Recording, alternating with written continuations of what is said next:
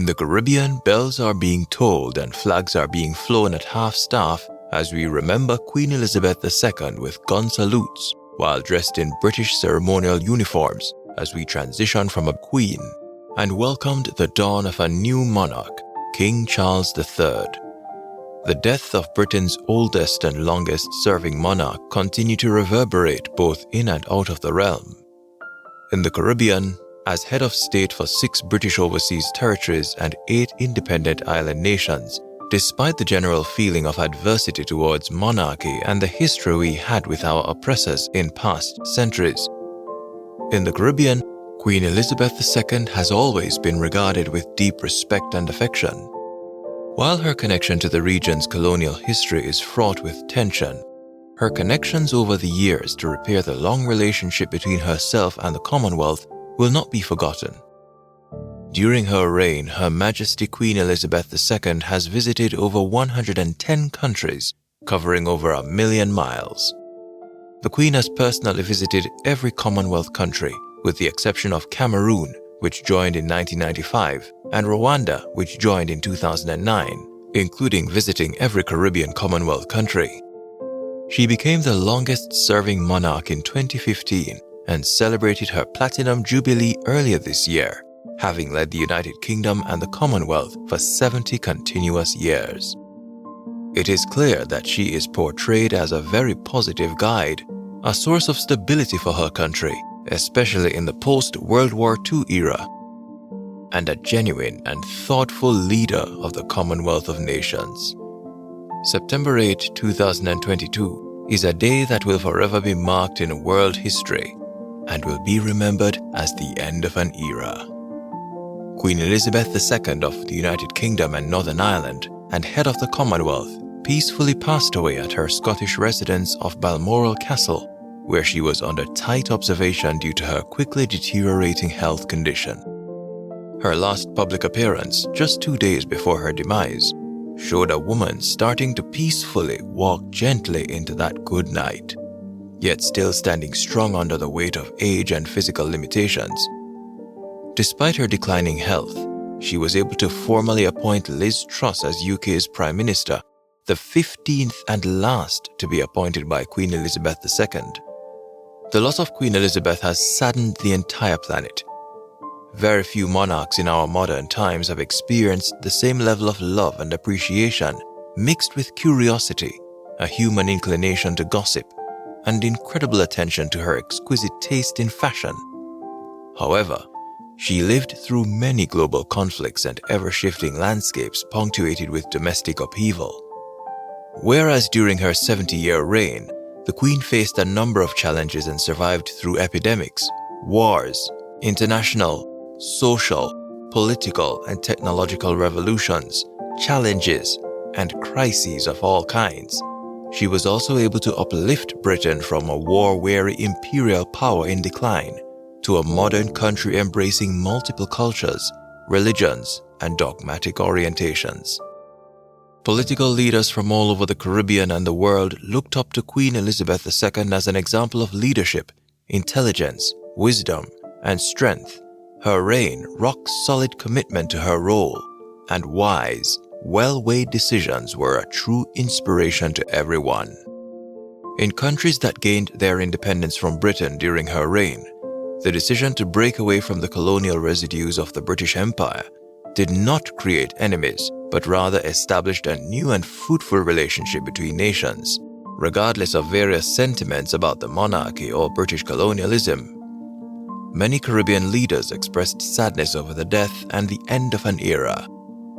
According to Rosalie Hamilton, a Jamaican advocate for slavery reparations and cutting ties with the British monarchy, not everyone is fond of the British monarchy, and some people think that they take advantage of us. But I think she has been an icon for women and for the world to emulate when you watch her style of governance and exercise of power. Here now are some kind words from many Caribbean leaders following the death of Her Majesty, as every Caribbean nation and territory is establishing several ways to pay tributes to this majestic human and historical figure. Jamaica.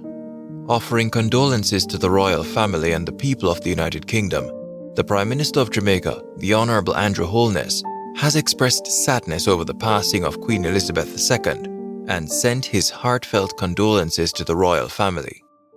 He wrote on his Instagram page, "As we reflect on the life and service of Her Majesty Queen Elizabeth II, we can all agree that she was a portrait of dignity in how she conducted the affairs of state and remains an example in leadership. Her grace, elegance, and humility will be remembered throughout the ages. The country joins the entire Commonwealth in mourning her passing and established a 12-day mourning period, which will culminate in a day of mourning on September 18th. As customary, no celebratory activities shall take place during these days. Bells were additionally tolled nationally for 1 hour on the day she left us." Barbados. The President of Barbados, Dame Sandra Mason, sent her sincere and heartfelt condolences to members of the royal family and people in the United Kingdom. She stated that, while her passing marks the end of an era, her reign will forever represent the kind of stoic determination our world has required of its leaders over the past century, but which, sadly, we have not always been able to witness. After less than a year after the Constitution of the Republic of Barbados, 400 years after the arrival of the first English ships, the passing of the Queen hits home in the hearts of Barbadians who remember her fondly. Antigua and Barbuda. The Royal Commonwealth Society of Antigua and Barbuda has expressed its sorrow on the passing of the Queen. In a statement to the press immediately after the sad news, Prime Minister of Antigua and Barbuda, Gaston Brown, stated that Her Majesty's life personified the simplest of qualities, tolerance and decency. Her ability to inspire and unite has been one of the many remarkable features of her life, which we all admire. All flags throughout the country are flown at half-mast in sign of respect and recognition of the exceptional life and outstanding service of Queen Elizabeth II until the day of her burial. British Virgin Islands. A gun salute was fired at 12 noon on September 9th. Members of the public were all invited, and the event was also streamed live. The British Overseas Territory is invited to observe a 2 minutes of silence period in honor of Her Majesty on the day of her burial. BVI's Premier and Minister of Finance, Dr. the Honourable Natalio D. Wheatley, remembered Her Majesty's cool composure, confidence, and charm as she mingled with residents during her 2 visits to the territory, and stated that she was an iconic figure and an inspiration to millions, especially women, as her tenure, noble service, and achievements defied and shattered the glass ceiling that was so prominent only a few decades ago. Bermuda. Premier David Burt of Bermuda was the first Caribbean leader to send his condolences to the royal family and the people of the United Kingdom, with a message of profound respect towards a life of undimmed duty, a model of strength and determination to her country. Hamilton's Mayor, Charles Gosling, fondly remembers the Queen's special connection to the island of Bermuda. Bermuda was Her Majesty's first stop on her inaugural Commonwealth tour in 1953. She subsequently returned to Bermuda 5 times and spoke fondly of her time here. On September 9th, the day after her death, at 12 noon, the Royal Bermuda Regiment staged a 21 rifle salute at the Government House.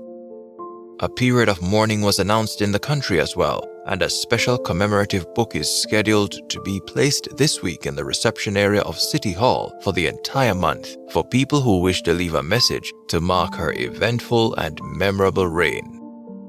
Dominica. Deeply saddened at the news, Prime Minister Roosevelt Skerritt said that her passing ends an iconic 70-year reign and is a profound loss for the Commonwealth of Nations and the world. Turks and Caicos. A 96-gun salute, 1 round for each year of her extraordinary life, was fired in Grand Turk on September 9th.